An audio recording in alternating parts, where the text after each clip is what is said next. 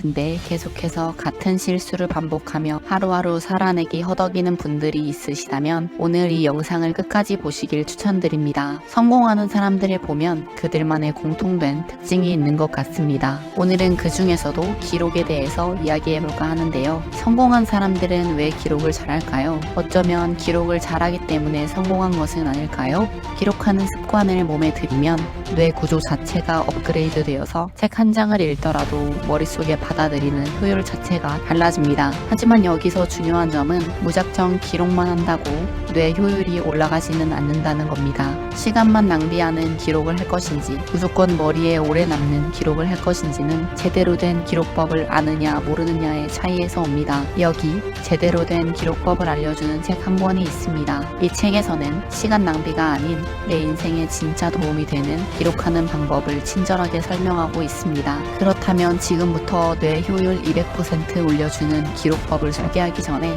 기록을 하면 대체 뭐가 좋은가에 대해서 5가지 정도 알려드리려고 합니다. 첫 번째, 휘발되는 기억을 붙잡는다. 여러분 그런 적 있으시지 않나요? 아무리 열심히 공부해도 며칠이 지나면 내가 이걸 공부했었나? 싶을 정도로 기억이 희미해지고 유튜브로 아무리 유익한 영상을 많이 봐도 몇 시간만 지나도 그 내용이 가물가물하고 뒤죽박죽해집니다. 그 이유는 휘발되는 지식을 붙잡아두지 않았기 때문입니다. 공부를 하고 유익한 영상을 보는 그 순간에는 내가 이 내용을 다 이해했다고 착각이 들 수 있지만 그 내용은 곧 우리의 기억에서 아주 일부분만 남을 뿐입니다. 이건 단지 머리가 좋고 나쁘고의 문제가 아닌 우리 뇌의 저장 용량에 한계가 있기 때문입니다. 시간을 내서 열심히 공부하고 유익한 지식을 끊임없이 머릿속에 채워넣는 그 시간이 아깝지 않으신가요? 그렇다면 지금 당장 기록을 시작하셔야 합니다. 우리의 뇌는 정보가 들어오면 금방 휘발되는 단기 기억과 오래 보관할 장기 기억으로 나누어 저장한다고 합니다. 기록을 하지 않으면 금방 잊혀질 단기 기억으로 저장되지만 뭐라도 기록을 하면서 정보를 받아들이면 뇌에 오래 보관될 장기 기억으로 저장됩니다. 왜일까요? 공부하거나 배운 내용을 기록하기 위해서는 고도의 집중력이 필요하기 때문입니다. 무언가를 읽거나 듣고 그것에 대한 내 생각이나 느낌을 적는 행위를 통해 뇌는 이것이 중요한 정보임을 인식하고 장기 기억에 저장하게 합니다. 기록하면서 책을 읽거나 영상을 보면 시간이 오래 걸리지 않냐? 라고 많이들 생각하실 겁니다. 맞습니다. 처음엔 익숙치 않아서 시간이 오래 걸릴 수도 있습니다. 하지만 기록을 하면 할수록 시간은 점점 단축되고 내 안에 공부가 쌓이는 경험을 하게 될 겁니다. 그리고 신기하게도 기록을 하면 할수록 글의 맥락을 파악하는 능력도 길러져 책도 훨씬 빠르게 읽을 수 있게 됩니다. 두 번째, 공허한 삶에서 벗어난다. 열심히 노력해도 계속 실패하시나요? 주어진 일을 쳐내는데 급급한 일주일을 보내며 잡일만 하다 하루가 다 가는 듯한 자괴감이 드시나요? 하루를 열심히 사는데도 불안하신가요? 이렇듯 당신의 삶이 공허한 이유는 자신의 삶에서 무엇이 더 중요한 일이고 무엇이 비교적 덜 중요한 일인지를 기록해보지 않았기 때문입니다. 무엇이 더 중요한 일인지 모르는 삶을 살면 하루 종일 바쁜데 대체 뭘 위해서 바쁜 건지를 모르게 됩니다. 그렇기에 내가 지금 뭘 하고 있는 거지 싶고 앞으로도 이렇게 살아야 하나? 현타가 올수록 자신의 삶에서 중요한 가치는 무엇이고 비교적 덜 중요한 가치는 무엇인지 기록하며 구분짓는 연습이 필요합니다. 그렇게 자신만의 가치관을 토대로 한 일상 시스템을 만들게 되면 하루를 계획할 때도 가장 먼저 뭘 우선으로 해야 하는지 알게 되고 에너지 분배도 잘 하게 되어 결과적으로 능률도 오르고 자기 효능감과 자신감도 높아지게 됩니다. 이렇게 체계적으로 살게 되면 우리 삶의 진정한 자유를 얻게 됩니다. 세 번째, 진짜 욕망을 찾게 된다. 여러분의 인생의 목표는 무엇인가요? 월 1000만 원 이상을 벌고 싶으신가요? 돈 많이 벌어서 좋은 집과 차를 사고 싶나요? 여기서 한번 생각해 보시길 바랍니다. 그게 진짜 내가 원하는 삶의 모습인가요? 아니면 그저 SNS에서 본 타인의 화려한 삶에 매혹돼 남들이 다 가지는 목표니까 나도 모르게 주입된 헛된 욕망이 아닌가요? 내가 원하는 이상향이 진정으로 내가 원하는 삶의 모습인지는 꼭 한 번쯤 생각해 보셨으면 좋겠습니다. 그래서 내 생각을 기록하고 내 삶을 기록하는 게 중요합니다.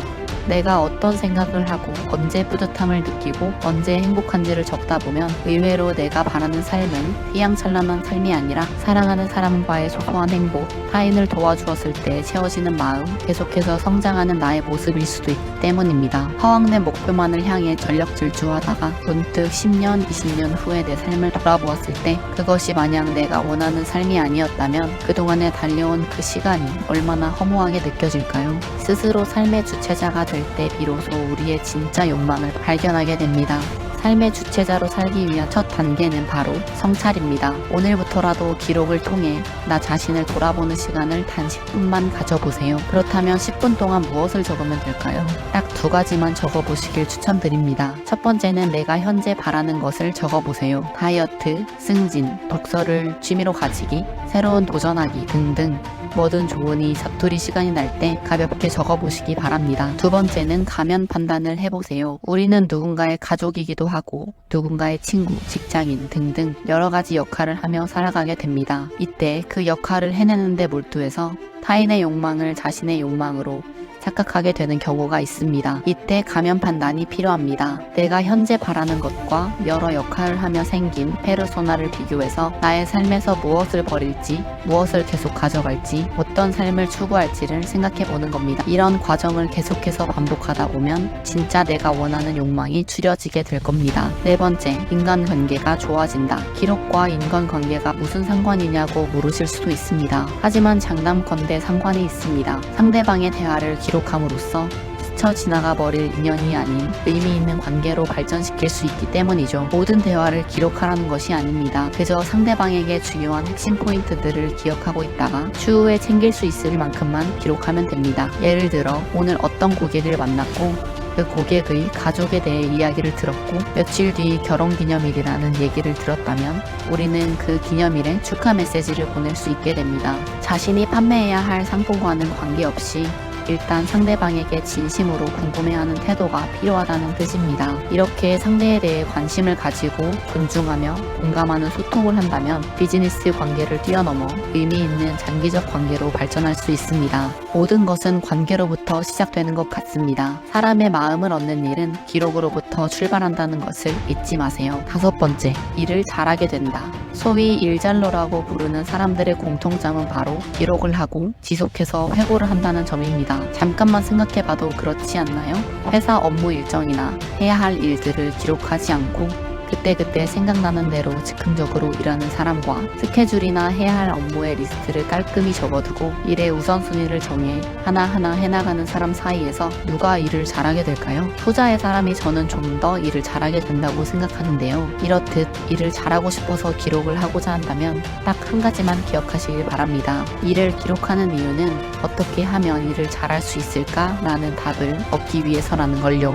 또한 그 답을 얻기 위해서는 필수적으로 기록해야 하는 것이 있습니다. 바로 그 업무에 대한 자신의 생각인데요. 업무 계획과 일에 대한 나의 생각과 고민을 적고 스스로 많이 생각해보는 과정이 정말 중요합니다. 결국 일에서도 자기 중심이 서 있는 사람이 일을 잘하게 된다는 걸 꼭 잊지 마시길 바랍니다. 그렇다면 기록을 잘하는 방법은 무엇일까요? 첫 번째, 핵심만 남기고 다 버려라. 여러분, 그런 적 있지 않으신가요? 대학교 강의를 들을 때 교수님이 하시는 말을 무작정 다 적는 것에만 몰두하다 보니 수업이 끝나고 나서는 머릿속에 남는 것이 별로 없던 경험이 있으신가요? 이는 필기에 몰두한 나머지 강의에는 집중하지 못했기 때문입니다. 자고로 기록의 고수들은 메모를 많이 하지 않는다고 합니다. 강의를 들을 때도 교수님의 말을 전부 다 적기보다는 우선 귀로 들으면서 자신이 핵심인 것 같다고 생각되는 부분을 키워드로 적어보는 겁니다. 100개의 기록을 했다면 그중 가장 중요한 10개의 기록만 남겨보는 연습을 계속 해보시길 바랍니다. 그렇게 줄이는 연습을 하다 보면 진정 중요한 본질이 무엇인지 파악하는 능력이 길러집니다. 이는 더 나아가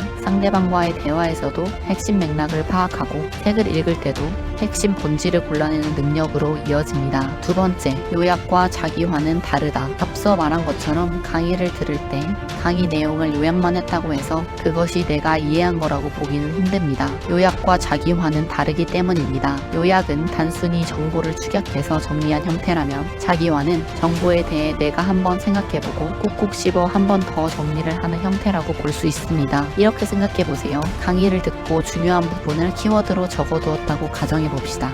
그 키워드를 보고 나중에 어떤 내용이 핵심이었는가를 정확히 말로 설명할 수 있으면 그건 자기화된 것입니다. 하지만 아무리 구구절절 강의 내용을 요약했어도 나중에 어떤 내용이 핵심이었는지를 모르면 그건 시간 낭비만 했을 뿐입니다. 그러니 단순히 요약하는 것이 아닌 자기식으로 요약하는 연습을 해나가시길 바랍니다. 그 연습을 반복하면 기억작용도 활성화되어 나중에 키워드만 보고도 어떤 내용이 핵심인지를 생생하게 기억하게 됩니다. 세 번째, 한 곳에 메모하고 나누어 정리해야. 기록을 습관으로 들이기 위해서는 자그마한 노트를 한 권씩 들고 다니시길 추천합니다. 만능 노트를 한 권 들고 다니면서 그때그때 생각이 떠오를 때마다 후다닥 적어보세요. 그러면 메모가 뒤죽박죽 되어서 더 혼란스러운 거 아니야?